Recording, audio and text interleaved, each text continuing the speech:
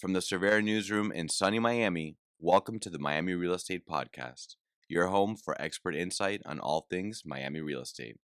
I'm your host, Omar DeWint. Let's get started.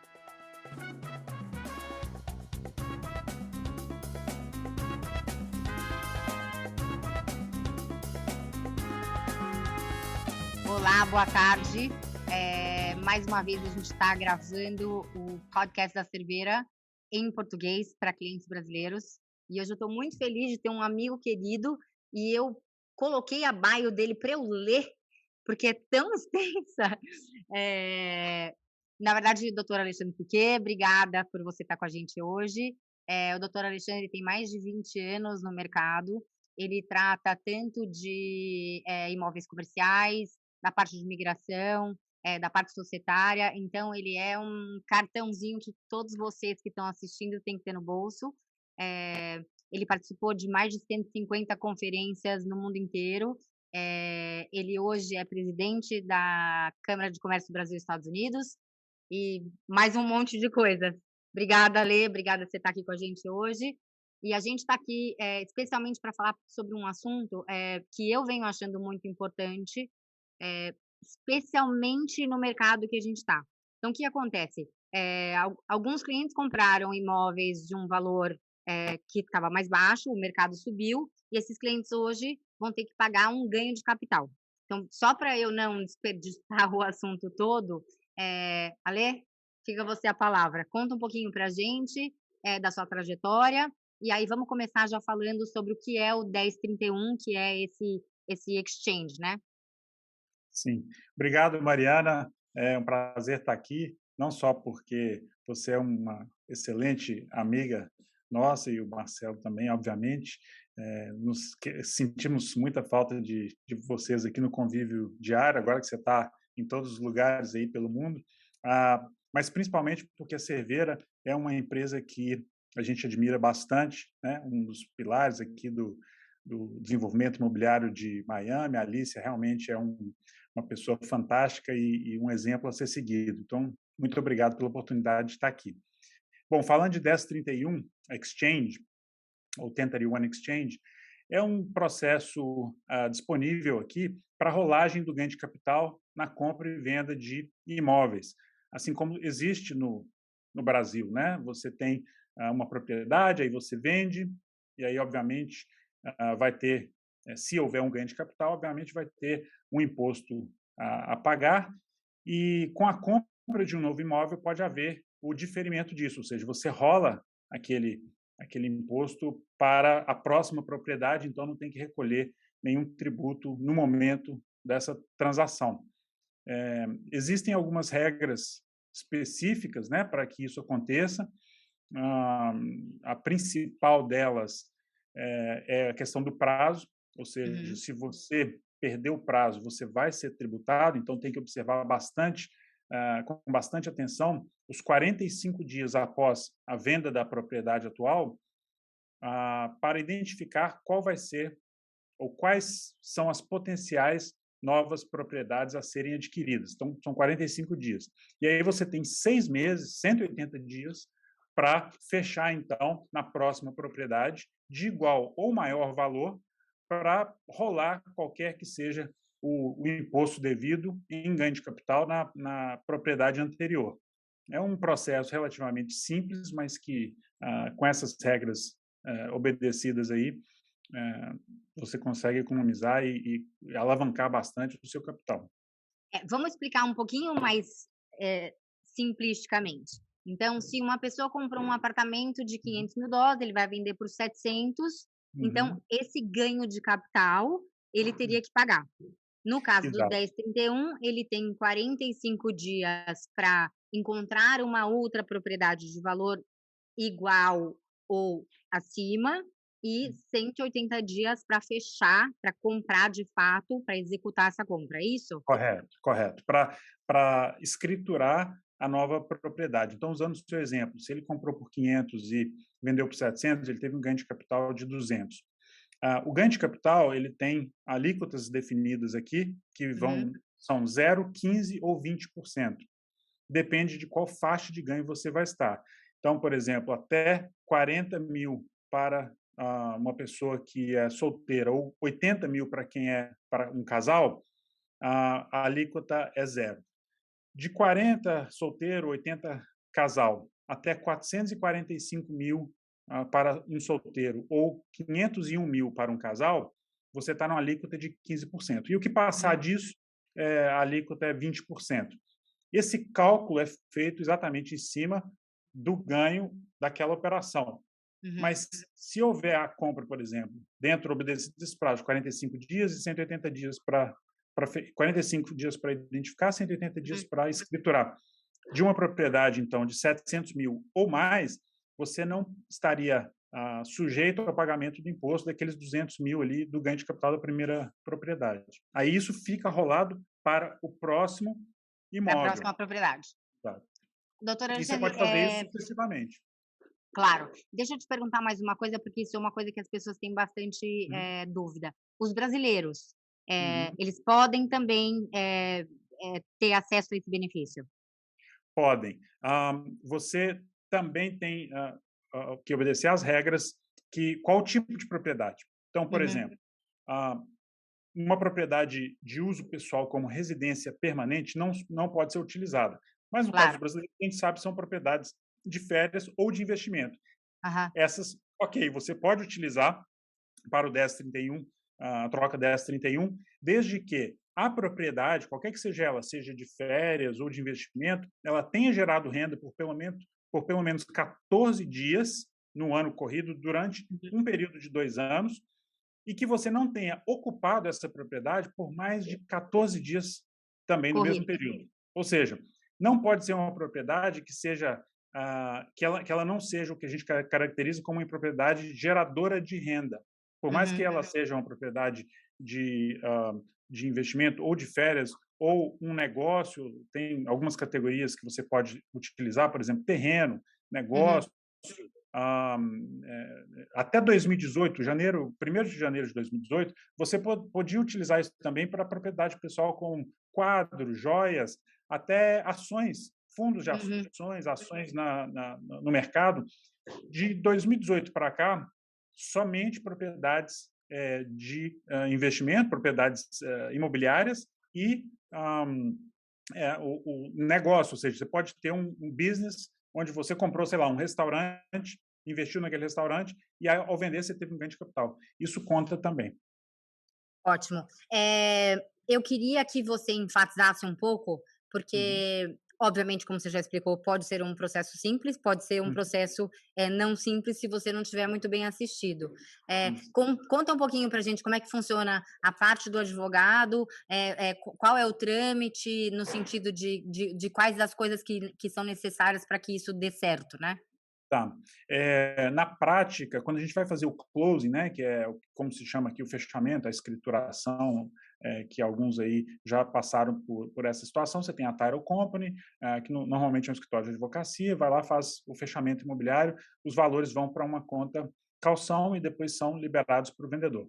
Ok. Para o 1031, a gente precisa, de antemão, informar um terceiro, que é um agente qualificado, onde aquele valor vai ficar lá em calção até a próxima propriedade ser encontrada. Então, tem um terceiro qualificado, licenciado, que vai ser informado, olha, esta transação agora vai ser, os proceeds, ou seja, o resultado dessa venda vai ser objeto de uma troca 1031. Aí a gente envia esses recursos para a conta calção deste agente qualificado, que é importante que seja um agente qualificado idôneo e obviamente, empresas especializadas de reputação, porque eles vão estar segurando aquilo em calção, sai da mão, ou seja, sai da conta calção da firma de advocacia, do seu advogado, e vai para um terceiro que tem que ser bem selecionado. Nós, por exemplo, utilizamos a Old Republic, que é uma companhia de título, segunda maior dos Estados Unidos, que segura esses recursos até a próxima transação. O advogado, ele vai ser o maestro dessa operação, porque tem que ser bem coordenado a questão de recebimento do recurso nessa venda, envio para o agente terceiro, o agente de calção, Depois, esse agente de caução tem que ser notificado em 45 dias à propriedade ou às propriedades que poderão ser objeto da nova aquisição. E aí, em 180 dias, quando a gente for fazer o próximo closing, o fechamento da compra da próxima unidade, a gente tem que requerer esse recurso lá do agente de caução para, então, utilizar para o closing. Se tiver um componente de financiamento, por exemplo, o banco ele tem que estar notificado, porque o banco normalmente vai dar, vamos dizer, 70%, 80%, né, do financiamento. Aquele valor que está lá pode ser objeto só do down payment, só da entrada. Então, a propriedade pode ser de 3 milhões naquele exemplo, de 500 e 700. Os 700 a gente vai utilizar para dar como a entrada do negócio. Exato, e o banco vai financiar o restante. Então, o banco é isso que eu acho que é muito importante. Eu costumo dizer que esse é um bom problema para se ter, né? Você ter comprado uma propriedade num valor menor e ter vendido. E acho que é muito interessante, porque as pessoas desconhecem isso, que você pode, além de deferir o pagamento desses impostos, você pode alavancar e comprar realmente um multifamily, uma coisa que você tenha ganhos exponenciais de formas diversas. Correto.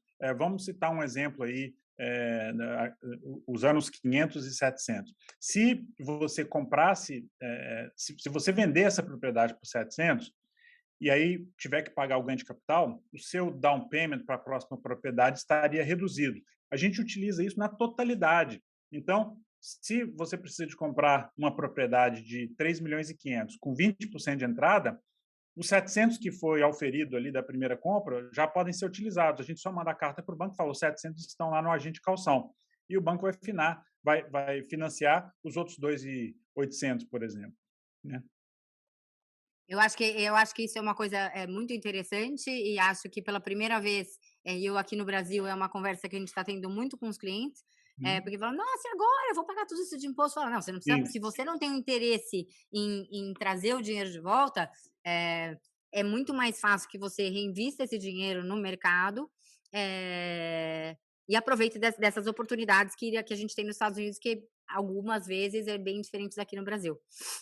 Correto. A economia de impostos, né, ou seja, a rolagem aí desse pagamento de tributos, ela faz com que, obviamente, seu poder de compra seja alavancado, e tem muitos clientes agora que questionam, às vezes, assim, bom, meu imóvel valorizou, está na hora boa de vender, mas e aí, eu vou também comprar um que já, de repente, já está valorizado, só que a economia que você tem tributária nessa operação do 1031, ela equaliza e te dá uma vantagem, ela compensa qualquer valorização prévia que o próximo imóvel já tenha tido. Mesmo que a valorização, ou seja, daqui para frente seja mais lenta, sempre vai valorizar, obviamente, mas mesmo que seja mais lenta, não tenha dado esse salto dos últimos meses, essa economia vai te compensar porque o que importa no final é a última linha ali, né? A matemática. Quanto que você ganhou Exato. E quanto você teve que diminuído pelo que você teve que pagar. Não, e a gente ainda leva em consideração que a gente tem a taxa de câmbio, né? Então, quanto o seu dinheiro vale em dólares versus o quanto o seu dinheiro valeria em reais. Eu acho que isso também é uma coisa que as pessoas acabam. O investidor americano, o investidor local, obviamente já conhece esse instrumento e já utiliza, e às vezes a gente vê casos de rolagens que estão acontecendo há décadas. E o imposto inicial, ele continua sendo rolado para a propriedade atual. E isso pode ser passado, por exemplo, para um instrumento de trust ou uma estrutura de offshore com LLC, e os herdeiros continuam rolando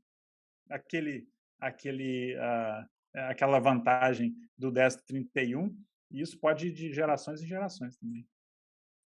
Muito bom. Doutora Alexandre, alguma coisa eu não perguntei? Alguma coisa que você gostaria de pontuar? Tem uma lista que eu trouxe aqui que é interessante sobre os tipos de propriedade. Você perguntou se poderia em fundos de investimento. Isso não pode desde 2018. Mas, por exemplo, lote e também construir num lote, construir num terreno, negócios, shopping centers, campo de golfe, trailer ou aqueles trailer parks, aqueles terrenos para onde ficam os trailers, os prédios de self-storage, igual esses de armazenamento. Você pode óleo e gás, se fizer o investimento na terra, ou minerais, direitos de água, estacionamentos, apartamentos, consultórios médicos e dentários. Às vezes quer fazer um investimento num consultório e ter uma pessoa para tocar, loja de conveniência, casa de férias ou apartamento de férias, posto de gasolina, apartamentos, hotéis, motéis, propriedades de aluguel e easements, que são direitos de passagem e terras alheias. Então, a lista é muito grande. Às vezes, também, a gente escuta, né, o cliente falar, mas, sei lá, apartamento na praia agora está difícil de achar. Você tem 1 milhão de oportunidades, né, dentro dos apartamentos, na praia, ótimas oportunidades ainda, mas você tem uma gama 10 vezes maior fora daquilo ali, que são esses exemplos aqui, terrenos, negócios e propriedade multifamily, enfim. Tem muita coisa interessante aí que pode ser feito com eu acho que o importante são as opções, né? Muitas opções. E entender que se o imóvel hoje valorizou, não necessariamente você vai ter que pagar o imposto porque é estrangeiro. Existe essa concepção errada também. Mas eu não moro lá, isso é só para residente. Não, negativo. E se tiver comprado em nome de uma estrutura tipo LLC ou LLC offshore, também não vai pagar não vai ter a retenção de 15% do FERPTA, né, que como estrangeiro. Quer dizer, você tem uma dupla economia e ainda por cima consegue fazer um bom negócio. O momento está muito propício para esse tipo de operação. A gente tem feito bastante, quer dizer, eu acho que foi muito interessante, e obviamente tendo uma pessoa como você para instruir, né? Porque eu acho que assim a gente tem várias oportunidades, mas essas oportunidades têm que ser bem utilizadas, né? Então eu acho que assim ficou bastante claro. Te agradeço muito e espero te ver em breve com mais novidades e mais coisas sobre o mercado. Com certeza. Obrigado. O que precisar de ajuda, a gente está aqui para responder quaisquer dúvidas. Obrigado mais uma vez pelo convite e estaremos juntos aí em breve. Tá bom. Obrigada e a semana que vem o podcast já está no ar e qualquer dúvida, a gente vai ter o Instagram do Dr. Alexandre, o Instagram da Cerveira, o Instagram da Piquet Law Firm. Então, vocês estão tranquilos aí na hora que precisarem de alguma informação.